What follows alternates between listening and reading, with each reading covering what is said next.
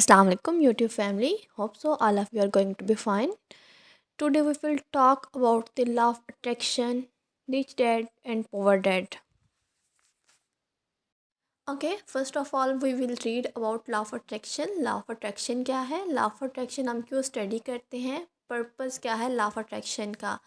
The law of attraction is a philosophy suggesting that positive thoughts bring positive results into a person's life while negative thoughts bring negative outcomes. Law of attraction कहता है कि अगर एक इंसान positive सोचता है तो definitely उसके साथ पॉजिटिव होगा, अगर वो नेगेटिव सोचता है तो उसके साथ नेगेटिव होगा। लॉ ऑफ अट्रैक्शन ये कहता है कि इंसान जैसा सोचता है उसके साथ वैसा ही होता है, अगर वो पॉजिटिव चलेगा तो पॉजिटिव रिजल्ट, नेगेटिव चलेगा तो नेगेटिव रिजल्ट्स। और इट्स पॉसिबल कि इंसान के सोचने पे डिपेंड करता है, डेफिनेटली इंसान के सोचने पे डिपेंड करता है।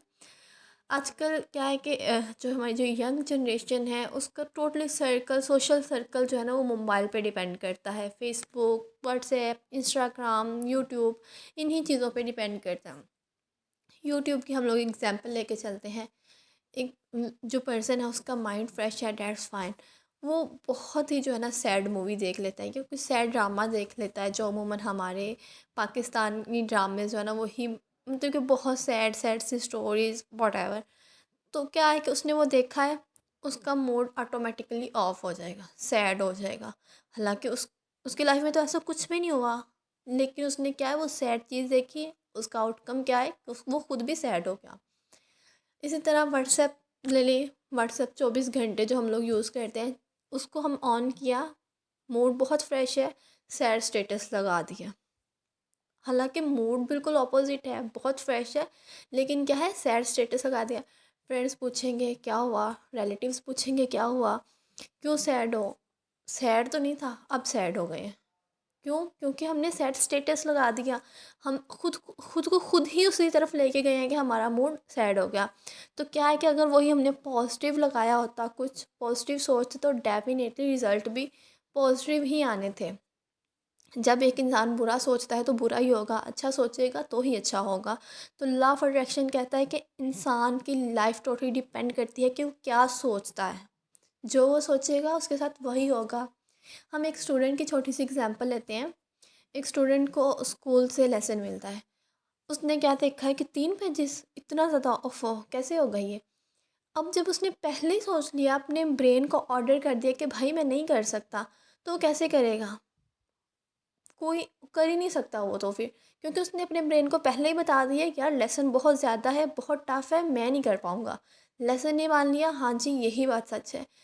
आप जो है मजाक करते हैं, आपका दिमाग कभी भी मजाक नहीं करता, ना ही वो इन चीज़ों को एक्सेप्ट करता है।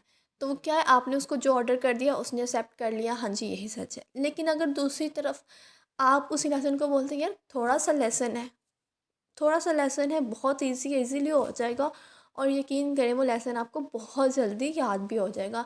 तो लॉ ऑफ अट्रैक्शन कहता है कि टोटली आपके माइंड पे डिपेंड करता है कि आप क्या चाहते हैं और क्या करना चाहते हैं और क्या करेंगे। How to use law of attraction.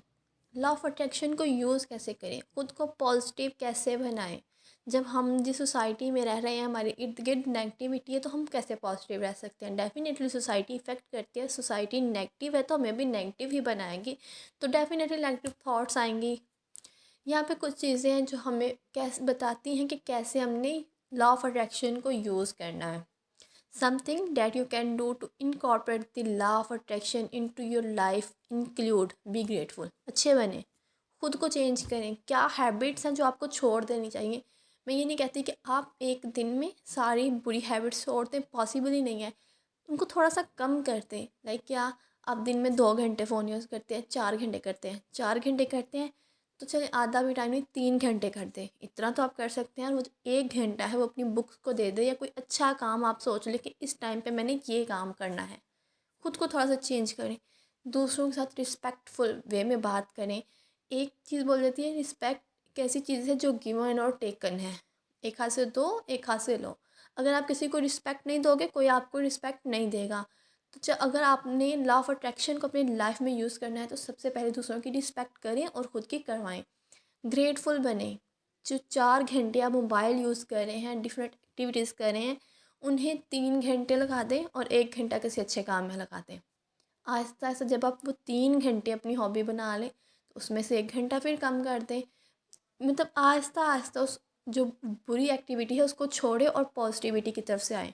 Visualise your goals, अपने गोल सेट करें कि मैंने इसको अचीव करना है।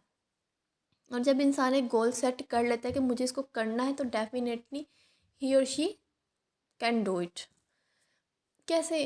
अब देखिए, कोई इंसान है, अगर हम अपने प्राइम मिनिस्टर की बात करें तो उसने सोचा था कि मुझे ये करना है। अगर वो ये सोचता ही ना, वो सिर्फ इतना सोचता मुझे उस कंपनी में जॉब करनी है, ये जॉब मिल जाए, गवर्नमेंट जॉब मिल जाए, डैट्स फाइन, लाइफ सेट है, तो कैसे वो पीएम बन सकता था? पीएम वो बना क्योंकि उसने गोल सेट किया था कि मुझे बनना है।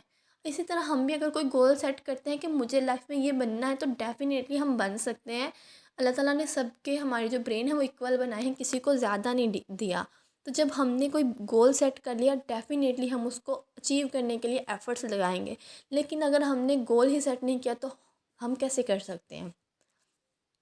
नेक्स्ट है look for the positive in a situation.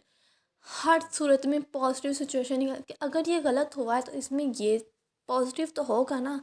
ये गलत हुआ है तो कुछ ना कुछ तो बेहतरी होगी, हो सकता है मुझे इससे बेहतरीन मिल जाए। अच्छा, ये चीज़ मैंने छोड़ी है तो मैं इसको अडॉप्ट कर लूँ। मतलब हर सिचुएशन में कुछ ना कुछ पॉजिटिविटी होती है, डिपेंड करती है कि आप कैसे उसको फाइंड आउट करते हैं।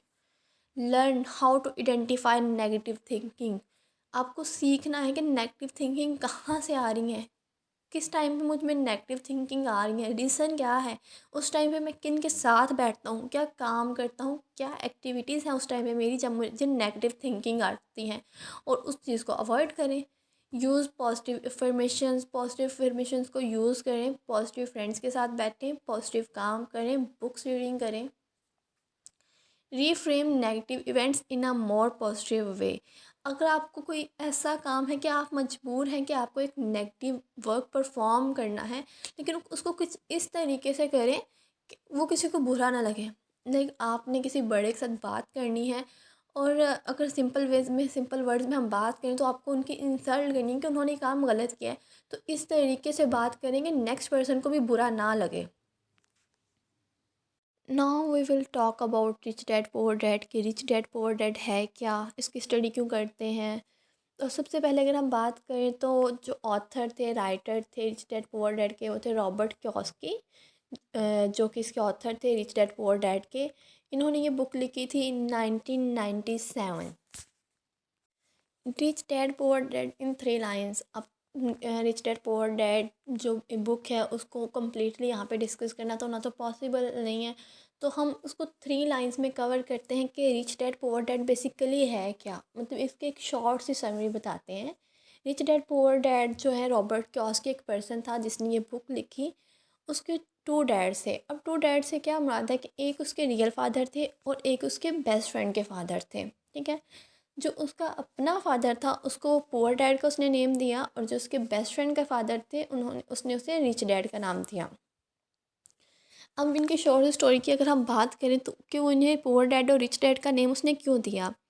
उसके फादर जो थे ना वो पीएचडी होल्डर थे, और वो जब भी कहीं जॉब के लिए जाते तो वो अपनी डिग्री लेके जाते कि भाई मैं पीएचडी होल्डर हूँ। उन्होंने कभी ये नहीं बताया कि मुझ में ये स्किल्स हैं। मैं इन चीज़ों को आइडेंटिफाई कभी नहीं किया कि मैं क्या कर सकता हूँ, अल्लाह ताला ने मुझ में कौन कौन सी स्किल्स रखी हैं। जबकि दूसरी तरफ जो उसके पुअर डैड थे, मतलब उसके बेस्ट फ्रेंड के फादर थे, वो एक एवरेज सी उनके पास जो थी ना एजुकेशन थी, डिग्री थी। लेकिन क्या करते थे कि वो जब भी जाते किसी जॉब के लिए, वो अपनी स्किल्स बताते कि मुझ में ये स्किल्स हैं, मैं ये कर सकता हूँ, अल्लाह ताला ने मुझे खूबी दी है। तो वो क्या था कि वो जो थे ना उन्होंने अपने स्किल्स के बेस पे रिच बने, जबकि उसके फादर अपनी हमेशा डिग्री को प्रेफर करते रहे। You don't need to earn a high income to be rich. वो कहता है कि आपको कभी भी हाई इनकम की ज़रूरत नहीं है आपको रिच बनने के लिए। हम लोग क्या कहते हैं कि पैसा होगा तो उसको कहीं लगाएंगे तो पैसा आएगा ना, लेकिन वो कहता है ऐसा नहीं है। Rich people make money work for them. वो रिच जो लोग होते हैं वो कुछ ऐसा करते हैं कि मनी उनके लिए काम करती है। हमारी सोसाइटी में क्या है कि हम लोग पैसे के लिए काम करते हैं, लेकिन जो रिच लोग होते हैं पैसा उनके लिए काम करता है। अब हम मन में से बहुत से पर्सन सोचेंगे हाउ इट्स पॉसिबल, पैसा किसी के लिए कैसे काम कर सकता है। वो जो लोग हैं, जो रिच लोग हैं, वो जानते हैं कि इन्वेस्टमेंट है क्या, किस चीज़ का नाम है। जबकि हमारे जो हम लोग हैं मिडिल क्लास लोग, वो क्या है कि सोचते रहते हैं पता नहीं यार प्रॉफिट आएगा कि नहीं, अगर लॉस हो गया तो मेरे तो अपने पैसे भी डूब डूब जाएंगे। तो मतलब हम लोग कभी नहीं सोचते प्रॉफिट के बारे में, बाद में सोचते हैं, पहले सोचते हैं लॉस के बारे में। और जब हम किसी चीज़ से डरते हैं ना, तो चीज़ हमें ज़्यादा डराती है और हमने कभी इन्वेस्टमेंट ही नहीं करते। लेकिन रिच लोग जो होते हैं ना, वो कभी भी नहीं घबराते इन्वेस्टमेंट करने से। वो जानते हैं कि पैसे से पैसा कैसे जनरेट करना है, जबकि हम लोग इस चीज़ को नहीं जानते। हम लोग क्या करते हैं, इस मंथ ही हमारे पास एक्स्ट्रा मनी है, इसको सेव कर देते हैं, बैंक में रखवा देते हैं, घर में लॉकर में रख देते हैं, कभी भी नहीं कहेंगे कि उसकी इन्वेस्टमेंट कर दें। जबकि रिच पीपल ऐसा नहीं करते, वो उसकी इन्वेस्टमेंट करते हैं और उसको डबल कर लेते हैं। तो ये डिफरेंस होता है हम में और रिच क्लास में। अगर हम लोग देखें तो हमारी जो सोसाइटी है ना मिडिल क्लास लोगों की, ये लोग ज़्यादा पैशनेट होते हैं अपनी लाइफ को लेके, अपने फ्यूचर को लेके, ये कुछ करना चाहते हैं। आप रिज़ल्ट जाके चेक करें, मिडिल क्लास जो बच्चे हैं उनके रिज़ल्ट मार्क्स बहुत अच्छे होंगे। दूसरी तरफ हम रिच क्लास को देखें तो उनके एवरेज मार्क्स होंगे, हालांकि बहुत अच्छे स्कूल्स में स्टडी कर रहे होंगे, लेकिन एवरेज मार्क्स होंगे। रीज़न कि उनको पता है लाइफ सेट है, हम भी कल को सेट कर लेंगे, बाप दादा का बिज़नेस है उस पर ऐश करेंगे, क्योंकि उनको पता है कि हमने किस तरीके से मनी जनरेट करनी है। लेकिन जो हमारी मिडिल क्लास है, पुअर क्लास है, उनको सिर्फ एक ही चीज़ बताई जाती है, क्या, जॉब कर लो, गवर्नमेंट जॉब कर लो, लाइफ सेट है। जबकि हर इंसान जानता है कि जॉब से कभी भी लाइफ सेट नहीं हो सकती। क्यों? क्योंकि जॉब से क्या है कि आप सिर्फ अपनी ज़रूरियात की अशिया पूरी कर लें, बहुत है कि आपने अपनी ज़रूरियत पूरी कर ली, आप एक पुरस्कून लाइफ कभी भी नहीं गुजार सकते बाय जॉब। अब हम लोग बात करते हैं rich dad poor dad lessons के। रिच डैड पुअर डैड से हमें क्या लेसन मिलता है। Lesson one, the rich don't work for money. एक रिच पर्सन जो है ना, वो कभी भी पैसे के लिए काम नहीं करता, बल्कि पैसा उसके लिए काम करता है। Lesson two, mind your own business. अपने बिजनेस पे फोकस करें। हम लोग क्या करते हैं, इधर उधर झांकते हैं कि फ़लाँ क्या कर रहा है, फ़लाँ क्या कर रहा है, फ़लाँ क्या कर रहा है। हालांकि वही टाइम हम अपना कुछ अच्छा परफॉर्म करने में लगा सकते हैं, खुद को अच्छा बनाने में लगा सकते हैं। नहीं, लेकिन हमें तो दूसरों का चेक करना है, दूसरे क्या कर रहे हैं। तो क्या है कि इस तरीके से हम बेसिकली अपना टाइम वेस्ट करें, क्योंकि जिस दूसरे का हम देखना चाह रहे हैं वर्क, वो तो डेफिनेटली कर रहा है, उसका तो कुछ नहीं जा रहा, हमारा टाइम वेस्ट हो रहा है। Lesson three, the rich invent money. जो रिच पर्सनस हैं वो इन्वेस्टमेंट करते हैं। दे नो अबाउट इन्वेस्टमेंट के इन्वेस्टमेंट है क्या, जिसके बारे में हमें जानने की बहुत ज़्यादा ज़रूरत है। Lesson four, work to learn, don't work for money. अगर आप कोई काम करना चाहते हैं तो कुछ सीखने के लिए काम करें, ना कि पैसे के लिए। बल्कि पैसा, ऐसा करें कि पैसा आपके लिए काम करे, लेकिन अगर आपको वर्क करना है तो ऐसा करें कि आप कुछ सीखने के लिए काम करें। तो ये था हमारा आज का टॉपिक। होप सो हम आपको हमारी आज की वीडियो, आज का लेक्चर पसंद आया होगा। अगर आपको हमारा लेक्चर पसंद आया तो काइंडली सब्सक्राइब आवर चैनल। अल्लाह हाफिज़, टेक केयर।